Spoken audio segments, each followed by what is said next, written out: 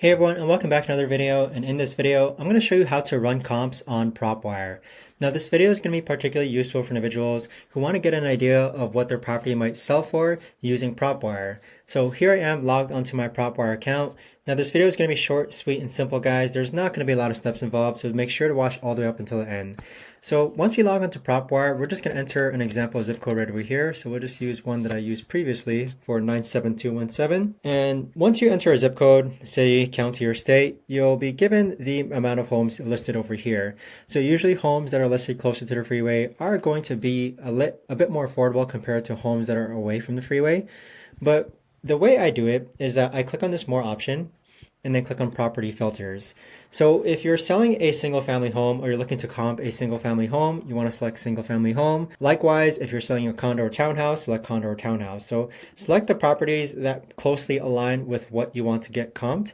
And then the number of bedrooms and number of bathrooms, same thing, make sure this aligns with the property that you have. So if we have a 5-bedroom, 4-bathroom home, and say 3-bathroom actually, you want to make sure that that's selected as well. Now, some individuals do care about the building size, the lot size, and the year built. I normally only do the building size. So if I have a 1,000 square foot home, we'll say 2,000.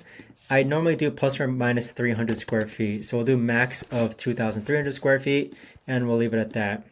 Now for the year built, even if your home is built on the same street as another home, if your home build was built in like 2023, it's going to have a higher valuation compared to a home that was built in the 50s on your same street. So sometimes people consider this, and this depends on your area though. Now what we're going to do is that we're going to actually click on save and close and see how many search results that narrows down to. Now with these search results, you can see that we have 10.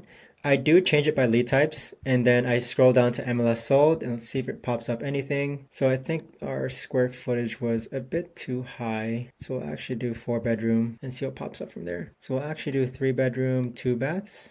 Okay, there you go. So with this comp example, okay, I organize it by MLS sold, and you can see here that we have 41 search results, and you want to look for any complete outliers. So we have like 300 square feet, 325, 300, 450, 420, 355. So I would analyze its location, whether it's closer to the freeway or not.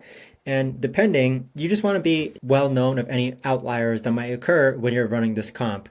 But this is basically a good way to get an idea or valuation for your home when it comes to using Propwire for running a comp. If you guys know of a better or easier way to actually do this, let me know in the comments down below.